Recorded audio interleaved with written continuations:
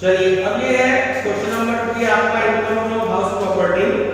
कल मैंने दो क्वेश्चन करा दिए थे, question number first and second, और कंपेयर करनी आपको बताई थी। एक बार ये और कंपेयर करना बताऊंगा आपको इसमें। ये है determine gross and net annual value of the property from the following information. तो तीन हाउसेस की हमें डिटेल दे रखी है।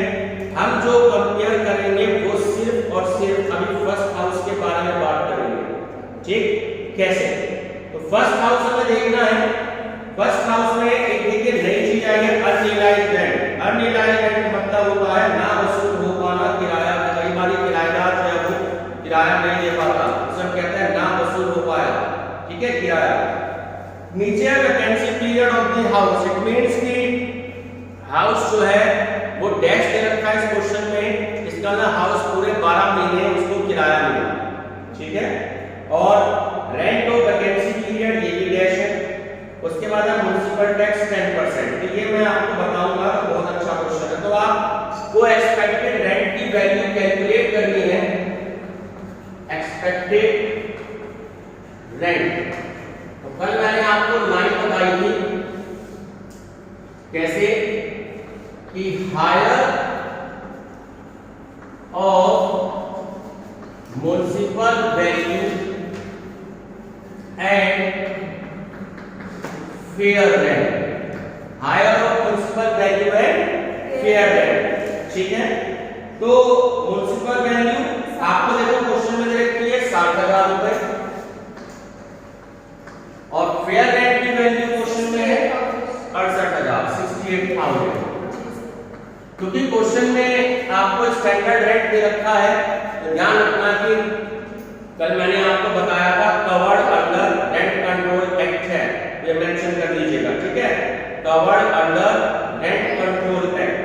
तो higher of municipal value and fair rent, तो ध्यान से देखो इन दोनों में ज्यादा क्या है 68,000, बट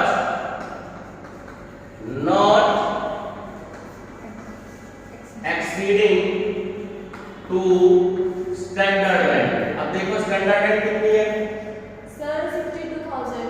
स्टैंडर्ड रेंट हो गई आपकी 62,000, ठीक है।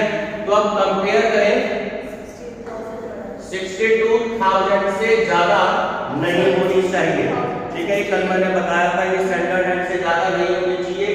ज्यादा है तो आप इसको मान के क्या चलेंगे 62,000। ये बात क्लियर हो गई। अब आपको कंपेयर करनी है और रेंट रिसीव्ड देखो कितना क्वेश्चन में दे रखा है, क्या एक्चुअल रेंट दे रखा होगा। एनुअल रेंट के नाम से जो आपको दे रखा है, एनुअल रेंट के नाम से आपको दे रखा है, ठीक है, 66,000, वो ये की बात है। तो एक्चुअल रेंट कितना है 66,000। ये मैंने आपको बताया था कल कि which ever is more। तो इसके में देखो दोनों में ज्यादा वैल्यू क्या है 66,000। ये बात क्लियर है। ये कल से मैं बाहर नहीं आऊंगा, इसमें क्लास के बाहर ही रहेंगे अगर आप मेरे आने के बाद आए तो टाइम से आओ। ये आपकी जो वैल्यू हो गई ग्रॉस एनुअल वैल्यू, क्या हो गई ग्रॉस एनुअल वैल्यू। ये बात क्लियर है। अब कल मैंने आपको जो क्वेश्चन नंबर 1 बताया था उसमें बताया था कि जब भी आपको म्युनिसिपल टैक्स की वैल्यू गिवन होगी वो हमेशा आपको म्युनिसिपल वैल्यू पर ही माइनस करनी होती है, किसी और वैल्यू पे नहीं माइनस करते, ठीक।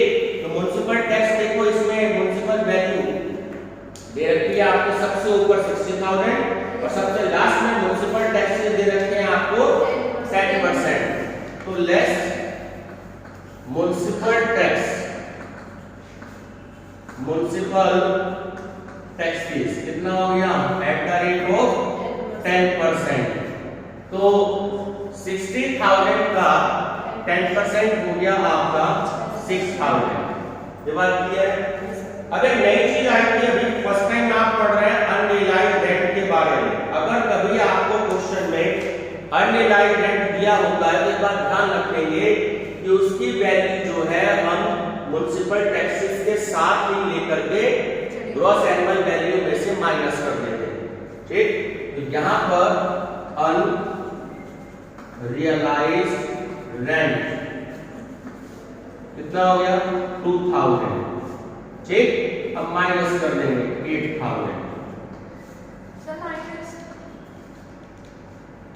माइनस तो करेंगे 6 और 2 58,000। ठीक है, पहला आंसर चेक कर लीजिएगा 58,000। ठीक, तो क्या कहोगे इसे नेट एनुअल वैल्यू। ये आपका पहला पार्ट है क्वेश्चन नंबर 3 का, नेट एनुअल वैल्यू। ठीक है, ध्यान रखना। तो बच्चे इसमें कंफ्यूज हो जाते हैं कि अनरियलाइज्ड रेंट को हमें कहां पे एडजस्ट करना है। तो ये हमेशा ग्रॉस एनुअल वैल्यू में से माइनस होता है और म्युनिसिपल टैक्सेस में से होता है। ठीक है, ये तो आपका हो गया फर्स्ट पार्ट, यहां तक क्लियर है। ठीक है, अब सेकंड पार्ट की बात करते हैं इसमें क्वेश्चन में।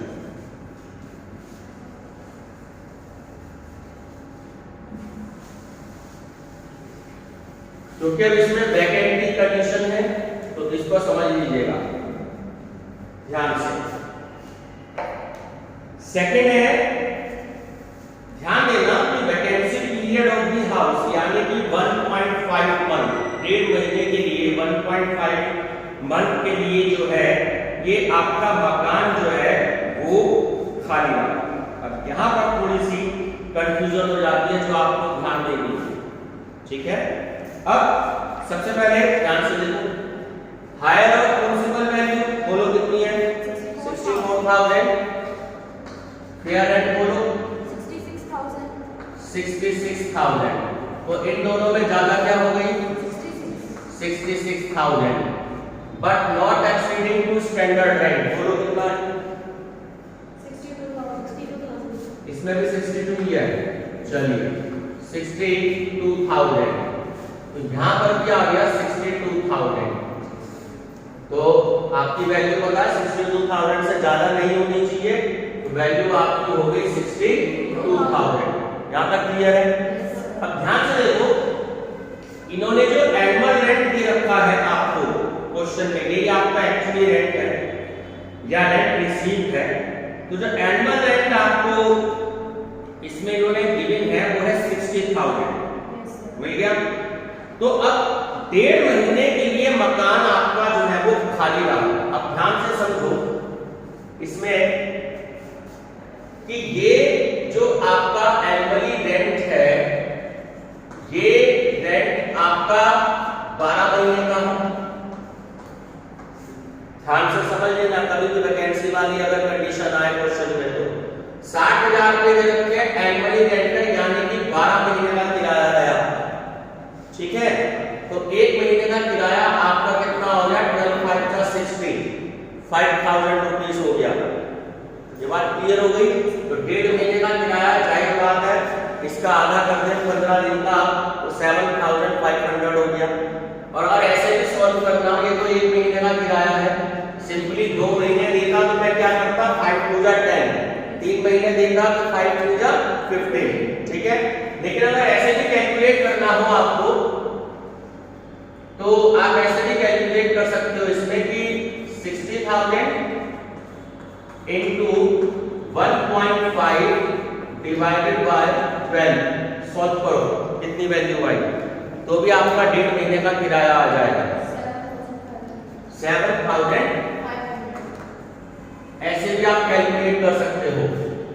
मान लो 3 मंथ तक वैकेंसी वाली कंडीशन है तो 60,000 into 3/12, 2 महीने के लिए 60,000 into 2/12 डिवाइड करके भी कैलकुलेट कर सकते हो। अगर यहाँ 5,000 में मल्टीप्लाई बाय 1.5 कर दोगे तब भी आपका 7,500 आ जाएगा। ऐसे भी कैलकुलेट कर सकते हो, ऐसे भी कैलकुलेट कर सकते हो, दोनों सिचुएशन आपको मैंने बता दी। ठीक है, अब उसको जो किराया मिला ध्यान से देखो, तो 60,000 जो एनुअल रेंट था वो 1.5 महीने के लिए मकान जो था वो खाली रहा, तो आपने उसको माइनस किया। कितना आ गया 52,500। ये वाली बात बताओ, समझ में आ गई? Yes. तो ये जो 52,500 वाली कंडीशन है, अब ये आपको माइनस करनी है जो एक्चुअल रेंट रिसीव है ड्यू टू वैकेंसी के कारण। यहां तक क्लियर हो गया? तो अब आपको इसमें कंपेयर करनी है और एक्चुअल रेंट रिसीव या एनुअली रेंट। तो कितना हो गया आपका 52,500। तो विच एवर इज मोर क्या आ गया 62,000 नहीं, हाँ ठीक है 62,000। यहां तक क्लियर हो गया? तो ये जो आपकी 62,000 की वैल्यू आ गई, ठीक है। चलिए एक मिनट से अगली स्टॉप करो जरा।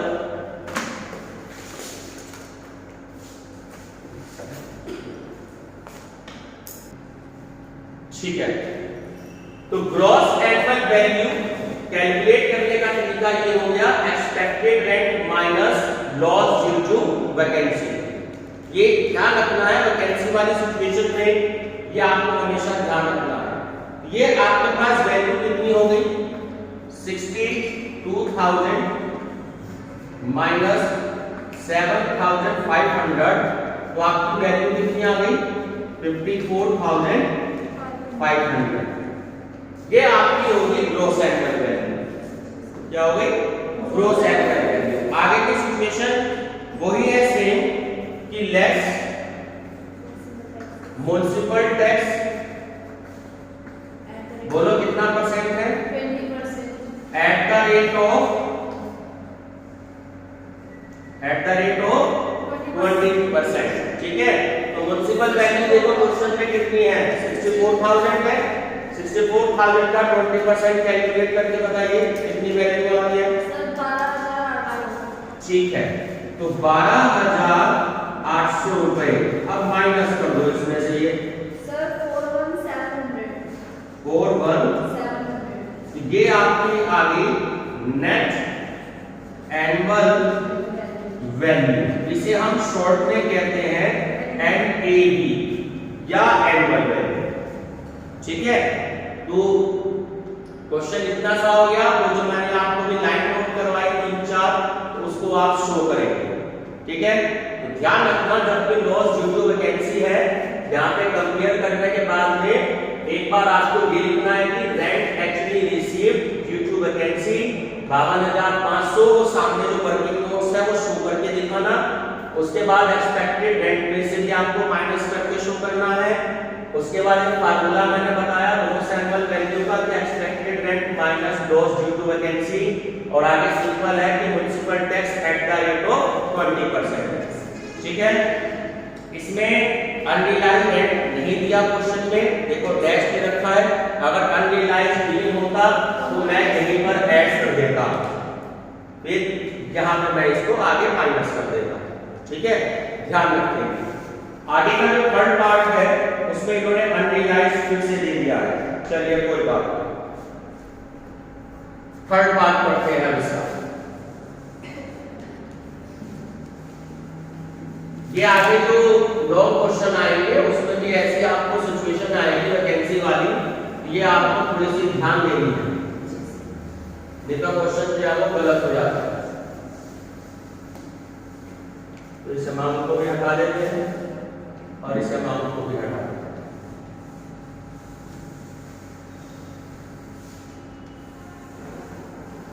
चलिए थर्ड पार्ट बोले भाई क्या है, हायर और म्युनिसिपल वैल्यू कितनी है 1,40,000। गलत मत बताना बिल्कुल भी। ठीक है, एट फेयर रेंट 1,45,000। तो अब इसमें से यहाँ क्या आएगा, क्या आएगा 1,00,000, जो दोनों में ज्यादा हो। हायर का मतलब होता है अधिक या ज्यादा। ठीक है, अब बोलो स्टैंडर्ड रेंट क्वेश्चन में कितना है 1,42,000. 1,42,000। ठीक है, तो अब 1,42,000, तो अब जो एक्सपेक्टेड रेंट होगा वो क्या होगा? 1,45,000 है 1,42,000। हाँ बिल्कुल ठीक है कि इससे ज्यादा नहीं होना चाहिए। ठीक है, अब देखते हैं क्वेश्चन में कि जो वैकेंसी वाली सिचुएशन है वो क्या है। तो ध्यान दो कि इस क्वेश्चन में 3 महीने के लिए मकान किराए पे रहा खाली, ठीक है, और एनुअली रेंट आपका दे रहा है 1,68,000, 1,68,000। यहाँ तक क्लियर है? तो 1,42,000 की जो सिचुएशन आई तो यहाँ पे तो लाइन को क्लोज कर दो, यहाँ तक एडजस्टमेंट आपकी जो सिचुएशन थी वो क्लियर हो गई। अब सेकंड क्या होगी आपकी? एक्चुअल रेंट रिसीव की। अब ध्यान से देखो, एक्चुअल रेंट रिसीव, देखो ध्यान से, फाइल में कितना दे रखा है एक्चुअल रेंट? 1,68,000 कितना है, लेकिन मकान 3 महीने के लिए खाली रहा, तो 9 महीने की वैल्यू भी आपको कैलकुलेट करनी पड़ेगी। अब ध्यान दो, तो 1,00,000 दो तरीके हैं, या तो 1,68,000 तो 12 महीने की वैल्यू हो गई, इसको मल्टीप्लाई बाय 3/12 कर दो, बताओ क्या वैल्यू आएगी? 42,000, यानी ये किराया नहीं मिला, ये किराया नहीं मिला, तो इसमें से 42,000 को माइनस कर दो, बोलो क्या वैल्यू है? 1,26,000। तो 1,26,000, 1,26,000, यहाँ तक की वैल्यू क्लियर हो गई। तो इतनी आपको जो है वैल्यू मिल गई 1,26,000, ठीक है। अब लेकिन एक चीज आप ध्यान से समझ लीजिएगा, ग्रॉस एनुअल वैल्यू, ठीक है, ग्रॉस एनुअल वैल्यू आप कैसे देखेंगे?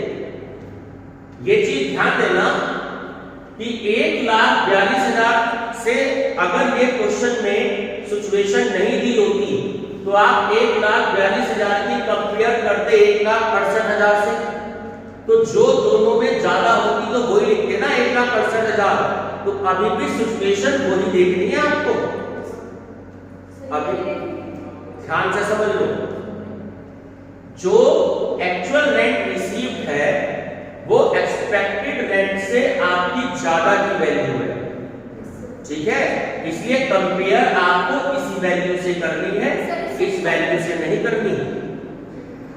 ये बात आपको ध्यान देनी है, एक बार ध्यान से सुनो। अब आपको अगर ग्रॉस एनुअल वैल्यू यहां पर लेनी है तो ग्रॉस एनुअल वैल्यू आपकी आएगी 1,26,000 रुपए। अब 1,26,000 रुपए आने का रीजन समझा रहा हूं आपको, क्योंकि आपकी जो एक्चुअल रेंट रिसीव्ड की वैल्यू कितनी है? 1,68,000, जो कि ज्यादा है 1,42,000 से।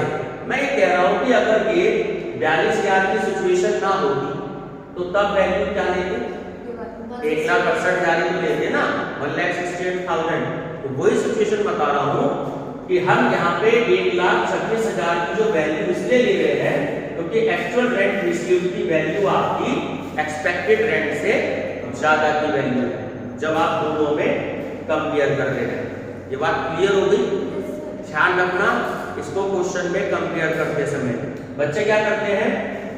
बच्चे 1,42,000 और 1,26,000 को कंपेयर करते हैं, तो इन दोनों में जो ज्यादा वैल्यू आ गई 1,42,000, तब क्वेश्चन को सॉल्व करते हैं, क्वेश्चन गलत हो जाता है। ये बात आपको ध्यान रखनी है, ठीक है। अब आगे नॉर्मल है आपका क्वेश्चन, बोलो। कंपेयर इनकी करनी है, लेकिन आंसर नहीं लिखना है बेटा, कंपेयर तो इसकी करोगी, लेकिन ये तो यही आएगा ना, लॉस भी तो हो रहा है। अगर ये लॉस नहीं होता तो रेंट कितना मिलता? तब तो यही मिलता ना, जो कि इससे आपका एक्सपेक्टेड रेंट से ज्यादा है, ठीक है, ध्यान रखना। तो लेस आपका म्युनिसिपल टैक्स हो गया, municipal taxes eight the rate of, बोलो फाइल में कितने परसेंट है म्युनिसिपल टैक्स? 5%। तो 1,40,000 का 5%, ठीक है, कितना आ गया? 7,000। चलिए ठीक है 7,000। अन्य डायरेक्ट है क्वेश्चन में अनरियलाइज्ड रेंट बोलो कितना है 70,000। ठीक है तो इन दोनों का टोटल क्या आ गया 77,000। अब इसको माइनस किया तो 49,000 चेक कर लो यही आंसर है। ये आपका आंसर हो गया नेट एनुअल वैल्यू 49,000 जो था वो आपका